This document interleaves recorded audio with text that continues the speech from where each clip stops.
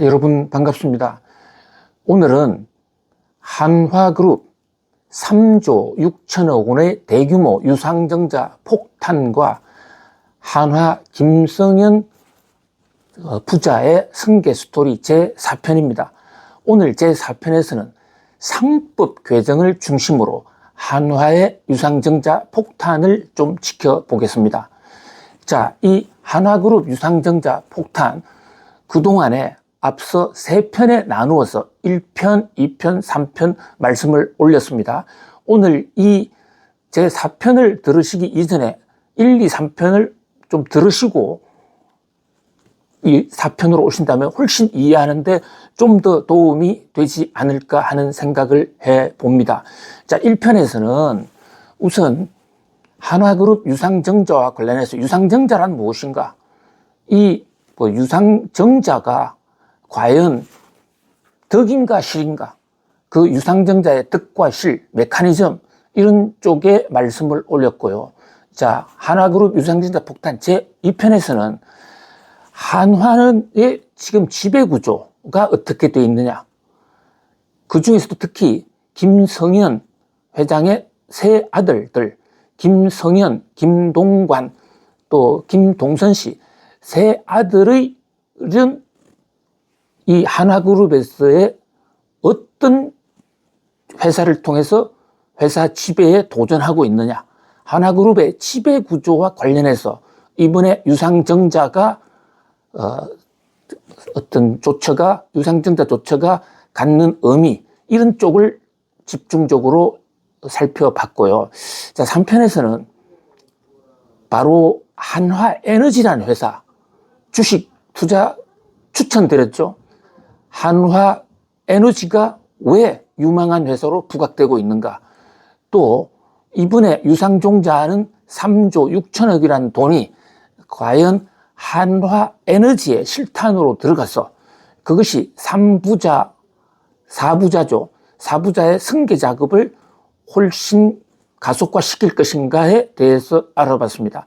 자, 그러면 오늘은 왜 한화그룹은 상당한 사회적 비판이 있음에도 불구하고 지금 이 시점에 유상증자 폭탄을 터뜨렸는가? 상법 개정과의 상관관계는 없는 것인가? 라는 관점으로 말씀 올리겠습니다. 자, 지금 국회에서 상법 개정안을 의결을 했어요. 아직까지 대통령이 공식 서명을 하지는 않았습니다만은 그러나 거의 입법 절차에 구분응선은 넘었고 입법 직전 단계까지 갔다고 할 수가 있습니다. 김성현 회장이 하나에어로스페이스라는 회사에 3조 6천억 원의 유상증자를 발표하자마자 이것은 상법 개정 때문이구나. 또 일각에서는 이래서 상법 개정 논의가 나왔구나 라는 여러 가지 지금 설왕설래가 있습니다. 그래서 오늘은 이 김성현 회장의 유상증자 폭탄 제4편에서는 상법 개정이 대체 무엇이길래 이것이 한화그룹의 유상증자 폭탄과 연관관계를 맺고 있느냐, 이 대목을 중점적으로 말씀 올리겠습니다.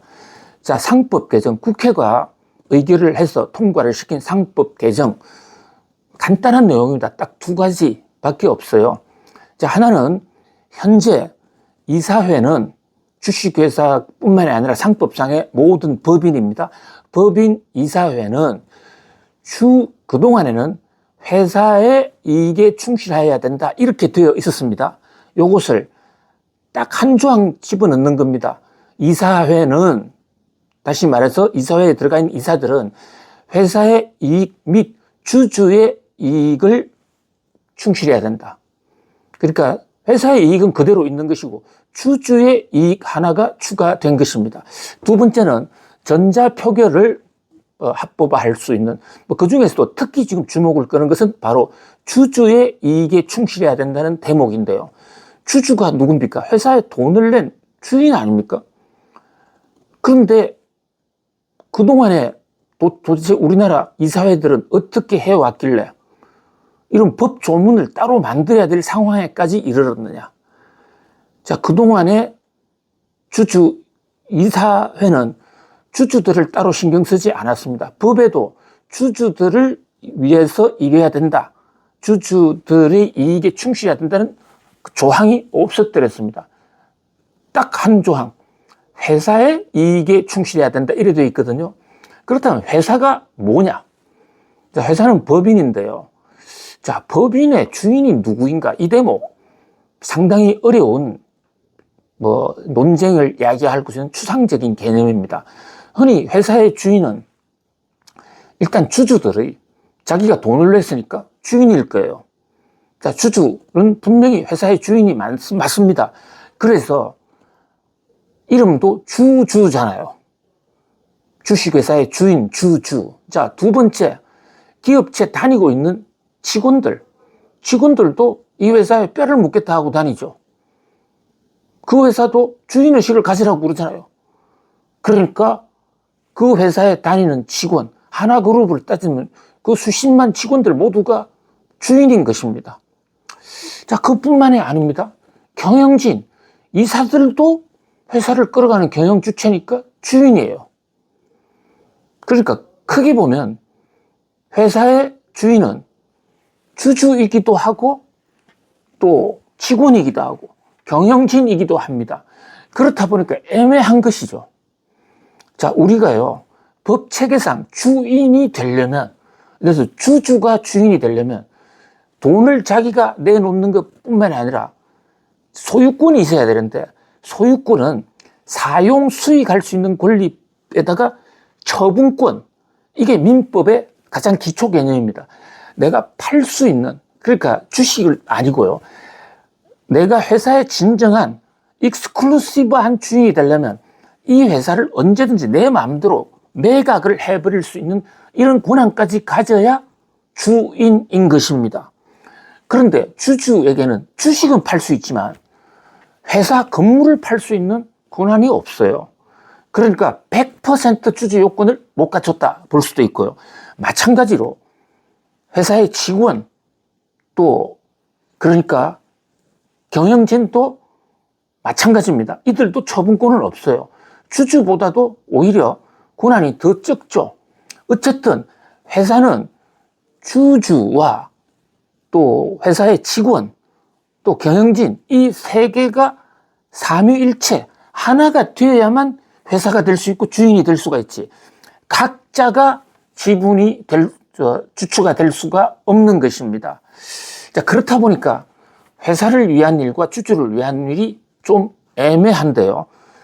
지금 이 상법 개정을 찬성하는 척 대부분 주식 투자자들입니다. 왜냐하면 그동안에 이사회들이 주주들을 위한 정책을 별로 쓰지 않았어요. 일부 오너들을 편하게 해주려고 오너들의 돈을 늘려주고 대다수 주주들의 희생을 어떤 전제로 하는 그런 M&A라든지 쪼개기, 뭉치기 이런 것들을 많이 해왔거든요. 그것이 우리나라 코리아 디스카운트, 한국의 코스피, 코스닥이 제 가치를 인정받지 못하는 요인으로 작용해 오지 않았습니까? 그래서 윤석열 정부도 K-밸류업이라고 해서 우리나라의 주식이 좀 제대로 대접을 받는 그런 증권시장이 돼야 된다. 여기 대접을 받는다는 것은 우리나라의 주가를 끌어올려서 주주들이 주식 가치, 그래서가 올라가고, 그렇다면 더 많은 돈이 또 증권시장으로 올라와서 선순환, 회사도 크고 기업도 크고 또 주주도 큰다. 이것이 밸류업의 정신이었거든요. 자, 그런데 이제 일각에서 특히 한경협이라든지 경제단체 등에서 아주 목숨 걸고 반대하고 있습니다. 왜 반대하느냐? 자, 이 주주들이 애매모호하다. 주주도 수백 명이 있는데 어느 주주의 이익에 맞추란 말인가? 그리고 소액주주가 만약에 자기 마음에 들지 않으면 소송을 남발할 것이 아니냐. 그렇다면 경영진들은, 소위 말하는 이사진들은 주주들 소송이 무서워서 아무 일도 못한다. 지금 신속한 의사결정을 해야 될 판국에서 그 주주들의 이익이 챙기느라고 회사가 족쇄가 묶일 수 있다. 그래서 상법 개정 반대다. 자, 이렇게 지금 팽팽하게 맞서고 있거든요. 자, 이 대목과 관련해서 뭐 누가 옳으냐, 이것은 뭐 우리 구독자님들 수준이 높으시니까 각자가 알아서 판단할 문제인데, 이복현 회장의 한 말씀을 좀 전하고 싶습니다. 이복현 회장이 아니라 금융감독원 원장님이죠. 근데 이분이 상법 개정은 반드시 돼야 된다, 현재 국회에서 통과시킨, 그리고 만약에 대통령 권한 내에 거부권을 행사하면 이거 나는 직을 걸고 반대하겠다, 이렇게 얘기를 합니다. 그러면서 자, 지금 이 한경협에서 주장하고 있는 내용, 그러니까 이 주주들이 그 현재 상법 개정안 중에서 이사회가 주주의 이익에 충실해야 된다는 이 조항이 전 세계 어느 법에도 없는데 우리나라에만 있다, 이렇게 주장을 해왔거든요. 여기서 이복현 금융감독원장이 무슨 소리냐, 그 한경협 주장은 가짜뉴스다, 공개 토론이라도 하자, 이렇게 정부기관의 장이 이런 말씀을 하셨어요. 이복현 원장님, 금융감독원장의 주장은, 자, 지금 다른 나라가 법 조문에 주주를 위하여 일해야 된다는 그런 조항이 없는 것은 사실이지만, 그러나 판례를 통해서 회사의 이사회의 결정이 주주의 이익에 반하면 이것은 엄청난 배상과 어떤 보상의 어떤 저주를 받게 된다. 그래서 이미 입법 예를 보면 판례를 통해서 주주 이익이 최대의 이익으로 보존이 되고 있다. 근데 우리나라는, 우리 상법에는 아주 묘하게도 회사라는 표현을 씀으로써 마치 주주 이익을 보호하지 않아도 된다는 것처럼 되어 있었으니까, 이번에 상법 개정안에 회사 및 주주 이익에 충실해야 된다는 말은 세계적인 조류에 따라가는 것이고, 주주 이익만 놓고 본다면 세계적인 보장 수준보다 아직도 좀 낮을 수가 있다. 뭐 그러나 전반적인 방향은 옳다, 지금 이런 주장이거든요. 자, 어찌되었든 만약에 이 주주의 이익에 충실해야 된다 그러면 그런 각도에서 이번에 한화그룹의 유상증자 3조 6천억을 한번 바라보겠습니다. 3조 6천억 원의 유상증자를 해서 주주들이 과연 만족할 수 있나? 주주들이 만족할 수 있는 방법은 결과적으로 주가가 올라야 됩니다. 물론 주가가 단기에 떨어졌다가 중장기로 올라갈 수는 있어요.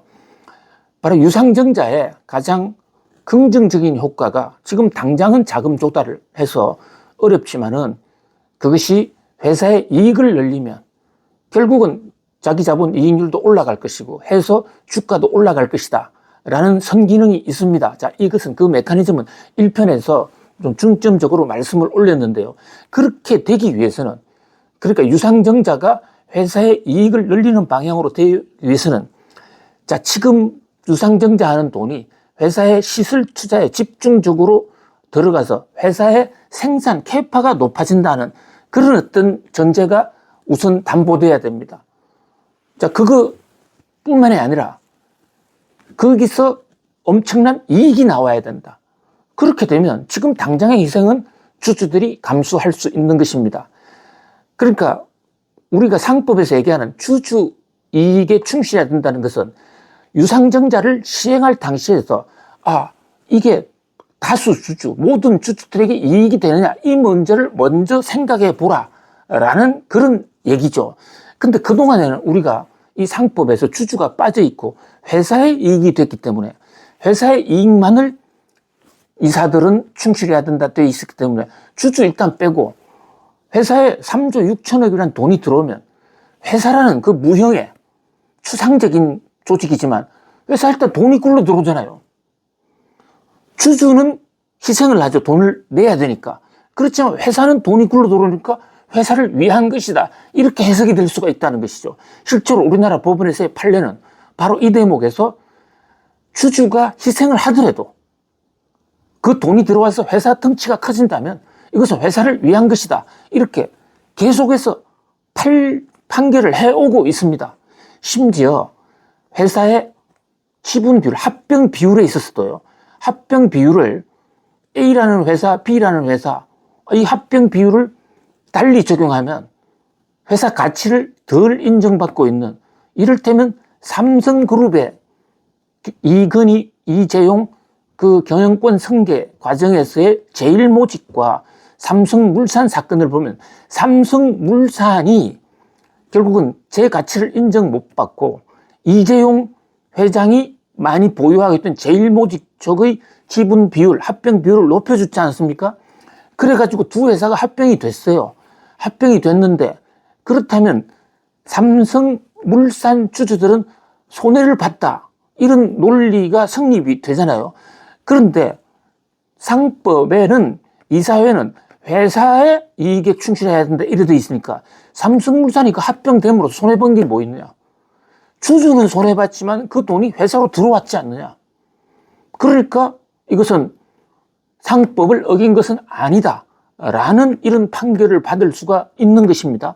그런데 만약에 이게 상법 개정이 되어서 주주의 이익에 충실해야 된다는 이사회 의무가 법에 명문화된다면 과연 이번 한화그룹의 3조 6천억 원이라는 이 대규모 유상증자 폭탄이 주주의 이익을 위한 것이 아닐 수도 있다, 그런 상태에서 나온 결정이라면 이것은 나중에 그 결정을 한 이사들이 손해배상을 해줘야 될 가능성이 있거든요.